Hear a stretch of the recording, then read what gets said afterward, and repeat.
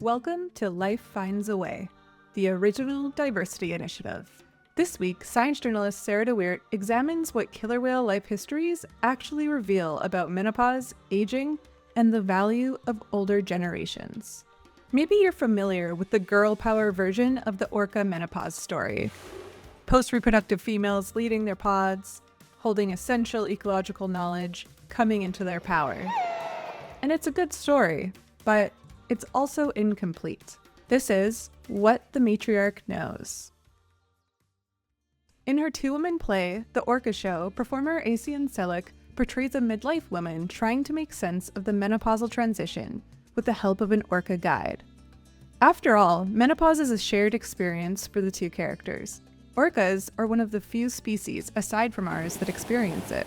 At one point, the orca silently points a remote at a screen, conjuring advertisements touting various menopause-related remedies, a trilogy of headlines of self-help pieces aimed at older women. These are followed by footage of orca pods, their black dorsal fins slicing powerfully through the surface of the water, their bodies rolling and grazing lithely against each other underneath the waves. Oh yes, I thought, when the orcas came on the screen during a performance of the play's recent run in Seattle. I want that. Orca menopause is sometimes portrayed as a kind of girl power alternative to the cultural narratives of the youth-obsessed, peptide-chasing modern West, in which menopause signifies the loss of a woman's fertility, the fading of her beauty, the onset of cognitive and emotional struggles, and general decrepitude. And there's a lot that's aspirational about the lives of orca matriarchs. Killer whales don't develop visible to us signs of aging like wrinkles and saggy breasts. Even the oldest females retain their crisp black and white markings, their sleek yet powerful forms. And postmenopausal orcas continue to have active sex lives. Biologist Deborah Giles of the Sea Dock Society recalls a famous orca matriarch known as J2 or Granny, who may have lived to be over 100 years old, was still getting some in the last years of her life, often with young adult males to boot. Most of all, menopause is when female orcas come into their greatest cultural and intellectual power. Among the southern resident killer whales, a population of salmon-eating orcas who inhabit the waters off of Washington State and British Columbia, and the community to which Granny belonged, post-reproductive females hold ecological knowledge. They often lead their family groups while foraging, especially in years when salmon are scarce. If you have to go through menopause, wouldn't you want to do it orca style? But there are risks in imposing ourselves on orcas in this way, in making their lives a projection of ours. That's dangerous, chuckles Mia Nielsen, a postdoctoral researcher at the University of Aarhus in Denmark, when I ask her what we humans can learn from orcas about menopause and valuing older females. There's a history of scientists misperceiving orca societies based on human-centric assumptions. When scientists began paying close attention to the southern residents in the early 1970s, they at first thought that the groups of orcas traveling together were males with harems of females, or nuclear families headed by an adult male and his mate. In fact, they were matrilines, an older female, her sons and daughters, her daughter's offspring, and sometimes even her granddaughter's offspring. Then again, the insistence that humans are unique can also lead us astray scientifically. Ironically, one 2016 paper called the notion that orcas experience menopause at all inappropriate anthropomorphism. From a scientific perspective, menopause shouldn't exist. In theory, evolution should favor individuals who maximize opportunities to pass on their genes by continuing to reproduce right up until they die, not ones who hang around for decades after welcoming their last offspring. Some scientists have hypothesized that there must be some other, less obvious evolutionary advantage to menopause. Others argue that menopause is merely a byproduct of the fact that millions of years ago, some pro-mammalian ancestor began to produce all her egg follicles while still a developing embryo, giving all of us who descend from her a finite reproductive lifespan. Post-reproductive lifespans have now been documented in 5 species of toothed whales: killer whales, false killer whales, short-finned pilot whales, belugas, and narwhals. The trait appears to have evolved independently multiple times in the toothed whale lineage, and even closely related species may not share it. Short-finned pilot whales go through menopause, but long-finned pilot whales do not. It really feels like it's a trait that's on the knife's edge, said Andrew Foote, an evolutionary biologist at the University of Oslo in Norway. Like there's some magic ingredient where it manifests itself in some species or some populations, but not in others. Much of what we know about the evolution of menopause in non-human animals comes from orcas, specifically the southern residents and a separate but neighboring population called the northern residents, who are also salmon eaters. These are the best studied groups of orcas in the world. For more than 50 years, scientists have used whales' distinctive dorsal fins and saddle patch markings to track individuals over time, yielding richly textured family histories. Studies of resident orcas suggest that menopause may share common evolutionary roots in killer whales and humans. One analysis showed that a young orca who grows up with their grandmother around is more likely to survive, especially if the grandmother is post-reproductive, lending support to the so-called grandmother hypothesis of menopause. Another study revealed that when an orca gives birth around the same time as her daughter, the older female's offspring doesn't fare as well as the younger females, suggesting that menopause may function to reduce competition for resources between generations.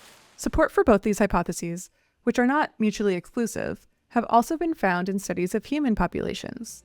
But orca life histories tell another story too, one that's not about mothers and daughters and grand offspring, but about mothers and sons. In the year after a resident orca mother dies, her sons face a dramatically increased risk of dying themselves, even fully grown males over age 30. This pattern is seen for mothers of all ages, but it's more pronounced for menopausal matriarchs. Male killer whales with a post-reproductive mother around also show fewer tooth rake marks than males who have lost their mother, suggesting that her presence can reduce social conflict on his behalf. Among resident orcas, it's the largest, oldest males who sire the most calves. So the longer a mom can stick around and make sure her son survives and has a secure place in orca society, the more likely he is to pass on his, and by extension her, genes.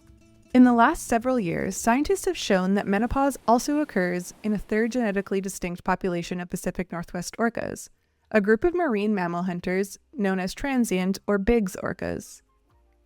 Among resident killer whales, both sons and daughters stay with their mother their entire lives.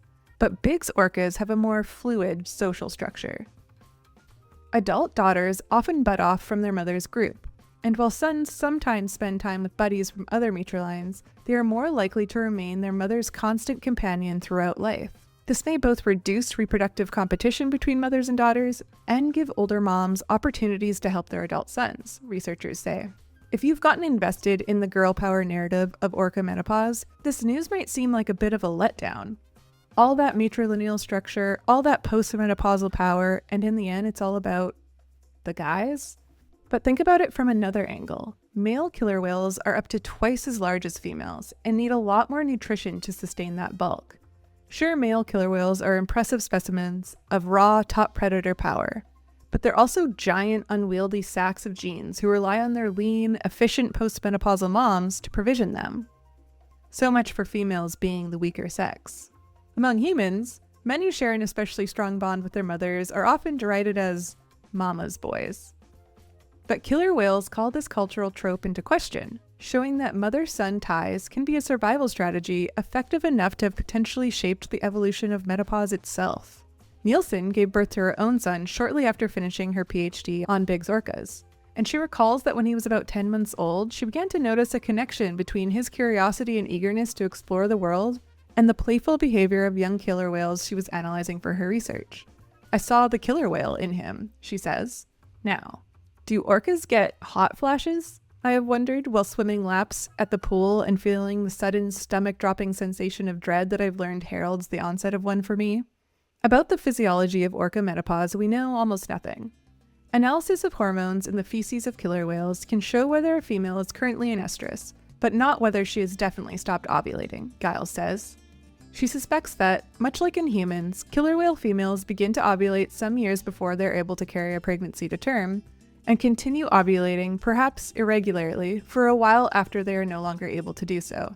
But as for what it feels like to be a killer whale in perimenopause, I have no idea, she says.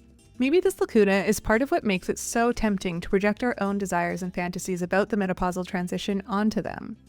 We also don't know for sure how the evolution of killer whale menopause relates to the human version. Does our current experience of menopause reflect a more multi-generational, Perhaps a matrilineal social structure that existed in the human past? Until recently, humans were thought to be the only land animals to go through menopause. But now post-reproductive lifespans, albeit shorter than those of humans and killer whales, have been documented among certain semi-captive Asian elephants, and in a population of chimpanzees that is relatively sheltered from predators and poaching. Is menopause more common than we thought? Or do unusual circumstances occasionally allow female mammals to outlive their egg supply? Are we humans, for that matter, somehow living a semi-captive lifestyle? To what degree does mutual care and support enable us to live longer than we might in the wild? The answers to some of these questions may remain lost to deep time. What the southern residents can reveal to us about menopause in the future is also uncertain. The population is critically endangered, with just 70-some individuals remaining, and threats including noisy ship traffic, persistent toxic pollutants, and lack of salmon imperil their continued survival. Perhaps 40% of the population was lost as a result of captures for theme parks in the 1960s and 70s, and the demographic legacy of that disruption continues to this day. Many of the young females who were taken away or died during roundups would now, had they lived and remained in the wild, be in their early post-reproductive years, a whole generation of matriarchs lost to the spectacle of human entertainment. Meanwhile, over the last few decades, a number of southern resident females in their 40s and 50s have died, consistent with a worldwide pattern of loss of the oldest, wisest animals, and raising the question of whether the southern residents will have truly venerable matriarchs to guide them into the future. The oldest southern resident orca and the world's oldest known killer whale is L25, who may be approaching 100 years of age. In the 1970s, conservationists began assigning nicknames to the orcas of the Pacific Northwest in a bid to create emotional connections that would bring an end to the captures, and L25 is also known as Ocean Sun. I don't know how Ocean Sun got that nickname, but it makes me think of late afternoon on a summer day. I picture golden flecks of light on the surface of moving water, and I think of the common heritage shared by humans and orcas, our convergence across 90 million years of evolutionary separation, the raw material of biological constraint hammered into the gold leaf of culture and care.